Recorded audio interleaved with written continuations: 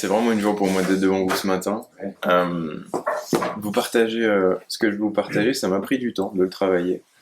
Euh, Parce que je disais, Seigneur, mais dans le monde qu'on est aujourd'hui, avec tout ce qu'on entend, tout ce qu'on voit dans nos milieux personnels, professionnels, je disais, Seigneur, mais qu'est-ce que t'attends de nous? Qu'est-ce que t'attends de moi? Qu'est-ce qu'on va faire? Qu'est-ce que je vais dire?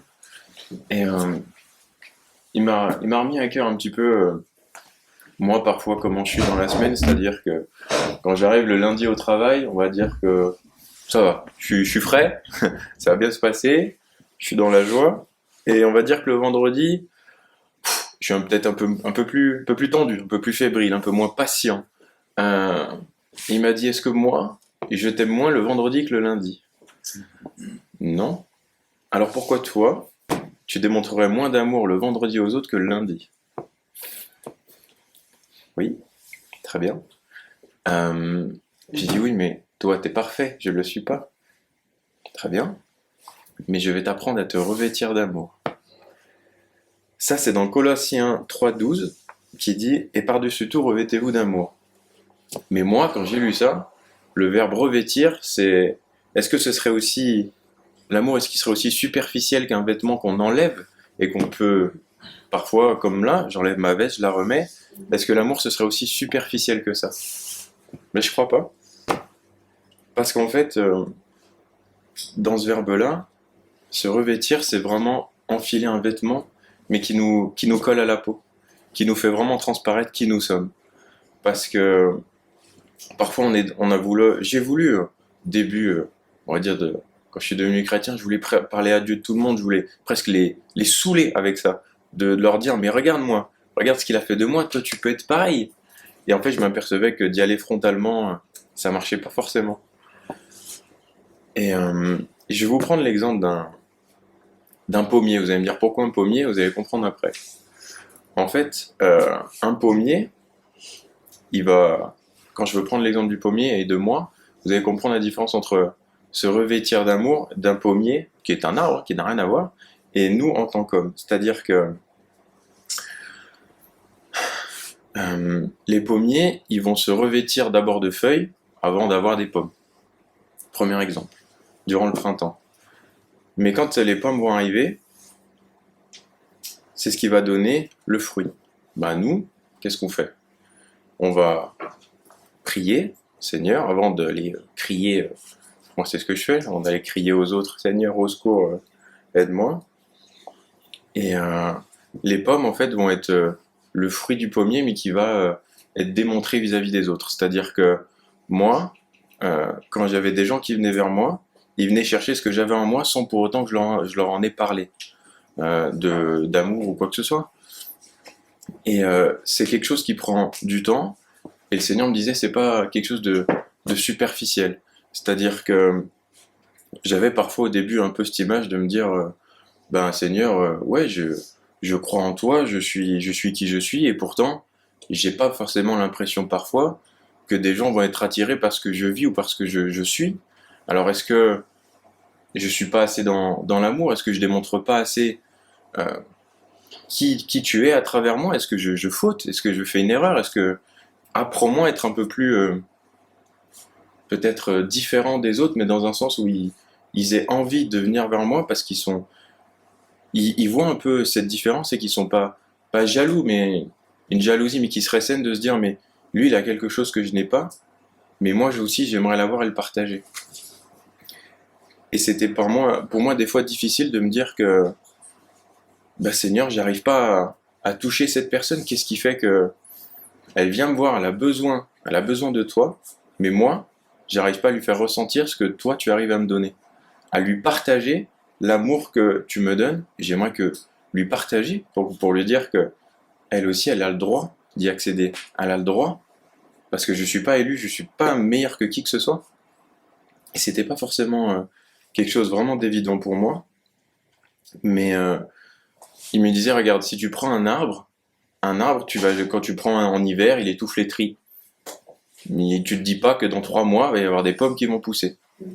Et pourtant, quand il arrive la période d'été, les feuilles vont commencer à arriver, les pommes vont commencer à pousser et tu vas voir le fruit apparaître. Je lui ai dit oui, mais alors c'est quoi le rapport avec moi? Il m'a dit ben, prends le temps, parfois, au lieu d'aller au devant, de prendre du temps avec moi. Tu vas voir que je vais faire mûrir des choses en toi, que tu vas pouvoir après donner aux autres. Il m'a dit quand parfois nous sommes, moi au début de ma jeune conversion, j'avais envie de montrer beaucoup de choses. Il m'a dit, si tu regardes un pommier qui est jeune et qui a 4 pommes, il va avoir tout le temps les bras en l'air. Parce que du coup, ces pommes sont légères, elles sont vers le haut, mais personne ne pourra les attraper. Il m'a dit, c'est un peu le côté orgueilleux que peuvent avoir les hommes. Il m'a dit, prends un pommier âgé, qui a peut-être des centaines de kilos de pommes sur lui. Les bras l'en tombent pour que les gens puissent venir les attraper et cueillir ce fruit. Et pourtant, quand on le voyait, il est âgé, on pourrait se dire que ce pommier ne donnera plus de fruits. Il est bon à pourrir, à jeter. Et pourtant, c'est celui qui en donnera le plus.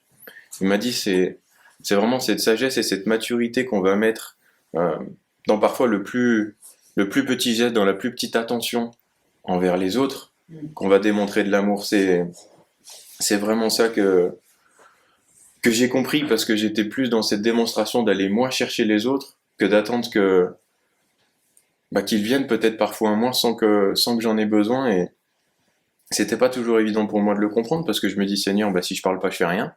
Donc si je fais rien, je démontre rien, donc je sers à rien. J'étais dans ce schéma de pensée de me dire que finalement, si j'agis pas et que j'attends que quelqu'un vienne me voir, ça se trouve, il se passera jamais rien. Mais il m'a dit, c'est en démontrant parfois, ne serait-ce qu'un petit geste, un mot, une attention, qui va porter du fruit, qui va poser une graine que tu ne verras peut-être jamais. Et je lui ai dit, mais c'est frustrant parfois peut-être d'avoir donné du fruit à quelqu'un que tu verras jamais. Il m'a dit, mais ça c'est bon, ça me regarde. Mais moi, ce que je te demande, c'est d'être un témoin aux yeux du monde de ce que moi je suis pour toi. Et ça m'a toujours un petit peu frustré, j'avoue. Parce que je me dis, Seigneur, mais est-ce que je suis vraiment ce témoin? Qui je suis pour toi? Est-ce que les autres voient ce que je suis pour toi?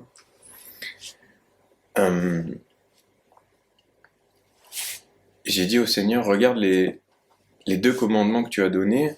Dans Matthieu 22, il dit, tu aimeras le Seigneur ton Dieu de tout ton cœur, de toute ton âme et de tout ton esprit. C'est là le plus grand et le premier commandement. Le second lui est semblable, tu aimeras ton prochain comme toi-même. J'ai dit, Seigneur, alors t'aimer de tout mon cœur, de toute mon âme, de tout mon esprit, je m'y emploie chaque jour. Je suis pas parfait, mais j'espère m'y employer chaque jour. Alors, tu aimeras ton prochain comme toi-même. J'ai dit, Seigneur, tu connais mon cœur, c'est pas évident. Il y a des gens, il y a des jours, je sature, mon cœur n'a pas envie, mon corps n'a pas envie. J'arrive pas à lui démontrer l'amour que toi tu l'aimes autant que moi. Et moi, dans ma tête, il faut que je comprenne que tu l'aimes autant que moi et que moi, je dois faire la même chose. Je dis, Seigneur, j'y arrive pas. J'y arrive pas. Je suis désolé, mais je n'y arrive pas. Qu'est-ce que je dois faire? Qu'est-ce que je dois faire quand j'ai quelqu'un en face de moi et que ce que j'aimerais faire, c'est lui dire dégage, alors que toi, tu lui dis je t'aime.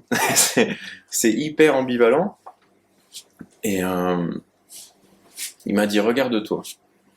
Est-ce que quand tu ne me connaissais pas, est-ce que je te détestais? J'ai dit non. Tu m'aimais depuis le début. Il m'a dit est-ce qu'aujourd'hui que tu me connais, est-ce que je t'aime plus qu'avant? Non. Il m'a dit pourquoi. Et c'est vrai que l'amour de Dieu, que ce soit le jour, la nuit, du matin au soir, 365 jours par an éternellement, son amour ne fluctue pas. Il est toujours le même pour nous, il sera toujours le même. Et je lui dis Seigneur, c'est vrai que j'aimerais être comme toi pour ça vis-à-vis des autres, parce que il y a vraiment parfois ce côté en moi un petit peu qui va venir me tirailler, de me dire Seigneur, lui, je vais pas arriver à l'aimer. je la vois, mais j'ai pas un regard d'amour sur cette personne. Comment je vais faire? Il m'a dit, mais si moi je t'aime, toi tu pourras l'aimer. Prends du temps avec moi. Pour ça, prie pour ça. Parce qu'il m'a dit, c'est facile. C'est facile d'aimer ses amis, c'est facile d'aimer sa famille. Mais c'est plus dur de bénir ses ennemis. Et ça m'a pas été évident, mais si je prends un exemple rapidement professionnel d'une collègue qui me déteste, je sais pas pourquoi, mais elle me déteste, elle m'aime pas. Elle m'aime pas, moi je l'aime pas plus que ça non plus. Mais non, non, mais c'est vrai. J'ai dit Seigneur, tu vois que bon, entre nous ça fonctionne pas. Et j'ai vraiment pris un temps de prière. Je lui ai dit écoute Seigneur, je veux prier pour elle. Mon cœur en a pas envie, mais je veux forcer mon âme à crier que Seigneur, toi tu l'aimes, que je dois lui démontrer moi aussi que Seigneur, je peux travailler avec elle, lui démontrer le même amour que je présente pour elle, pour n'importe quel de mes autres collègues de travail. Et je suis arrivé un matin, je, je lui ai dit bonjour, mais avec une joie, pas forcément que j'avais, mais pour lui démontrer, Seigneur, mais je fais ce pas de foi, je vais vers elle, je lui démontre, voilà, que je suis là. Et elle m'a regardé bizarrement en me disant, est-ce que ça va? Et j'ai dit oui, ça va. D'accord. Et elle est revenue vers moi avec un ton beaucoup plus calme et apaisé. Et elle a commencé un petit peu à me parler en me disant, écoute, si j'ai été blessé envers toi ou il y a quoi que ce soit, je te demande pardon. Alléluia. Alléluia. Parce que j'ai dit bonjour. Parfois, je disais Seigneur que l'amour qu'on peut donner, bah, il est pas forcément à la hauteur de nos espérances. Et il me disait, mais regarde, parfois, le pommier, quand il va donner du fruit, bah, il va y avoir des fois des fruits qui vont être un peu gâtés. C'est-à-dire que le fruit est pourri. Mais il m'a dit, c'est pas pour autant que si le pommier il donne des fruits gâtés, ça veut pas dire forcément que le pommier est pourri. C'est-à-dire que parfois, il m'a dit, euh, on n'est pas parfait. Et dans l'amour parfois qu'on peut donner, on peut, euh, on peut y mettre toute son énergie, on peut y mettre toute l'énergie qu'on veut. Parfois, ça prendra pas, ça marchera pas. Et il m'a dit, il y a des fois, tu vas mettre des efforts et tu vas te mettre un fardeau qui ne t'appartient pas. Faut savoir me donner ça. C'est à moi. Ouais, mais Seigneur, si je te le donne, bah, je le porte plus. Si je le porte plus, bah, ça fait mal. Ça fait mal. Ce qui compte, c'est que quand on donne de l'amour aux autres, il m'a dit ce qui compte, c'est que ton amour soit pour les autres, mais uniquement pour les autres. Ne cherche pas à en retirer quoi que ce soit.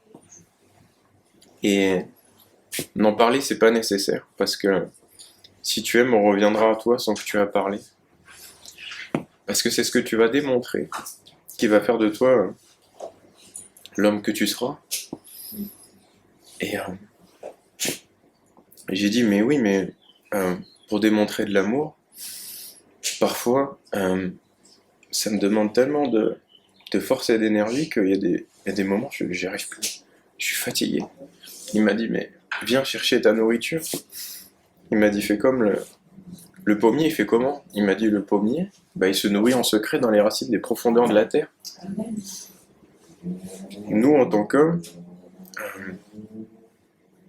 notre amour, on va le chercher dans le secret de la prière du Seigneur. Et il m'a dit, applique-toi et prie et je te couvrirai de fruits. Dans le secret de ta chambre. Parce que c'est là où tu viendras puiser ta nourriture. Parce que c'est là où tu seras le plus proche de moi. Et je te donnerai tout ce dont tu as besoin. Je disais, Seigneur, mais combien de temps il t'a fallu, à toi, d'être patient pour que l'homme arrive à donner ne serait-ce que quelques fruits? Combien d'années de patience, de labeur, d'espérance, et au final, d'amour? C'est vrai que euh, il m'a démontré que la patience qu'il pouvait avoir pour nous, t'es sa plus belle marque d'amour. Et parce que il m'a dit, je vous ai créé pour vous m'aimiez, parce que j'aime l'amour que vous me donnez. Mais j'ai cette patience à vouloir toujours être là pour nous, à nous encourager, à toujours nous pousser à donner le meilleur de nous-mêmes, à aller plus loin, à lui ressembler, à marcher à ses côtés. Mais je dis, Seigneur, marcher avec toi, c'est... On le dit, mais est-ce qu'on sait vraiment ce que ça veut dire? Marcher avec toi. Faire ce que tu nous demandes chaque matin. Est-ce que vraiment parfois on est vraiment parfait? Non. Mais Seigneur, je suis sûr qu'il y a des fois, je t'ai demandé pardon parce qu'il y a dû y avoir des ratés, des choses que j'ai mal faites ou j'ai peut-être raté le coche. Mais il m'a dit du moment où ta priorité restera moi et mon royaume, je te donnerai tout le reste.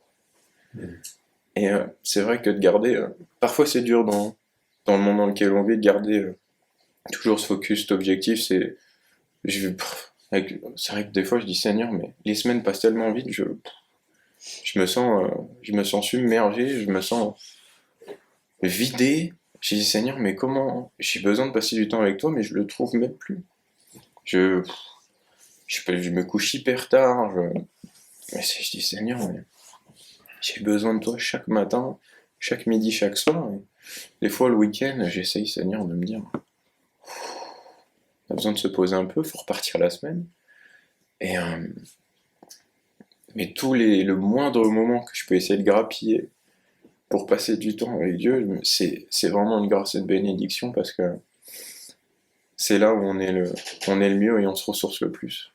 Quand des fois, Seigneur, je suis fatigué, j'ai peut-être pas forcément envie de prier, etc. Je dis Seigneur, je force ma chair et mon corps à le faire parce que du moment où je l'ai fait, je ressors mais tellement, tellement grandi, tellement rempli à nouveau pour pouvoir repartir.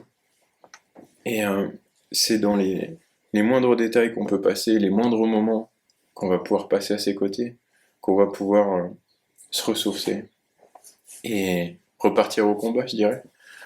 Parce que il m'a dit, il y a encore tellement de monde qui ne me connaissent pas, qui n'ont jamais entendu parler de moi, et qui crient à moi sans le savoir.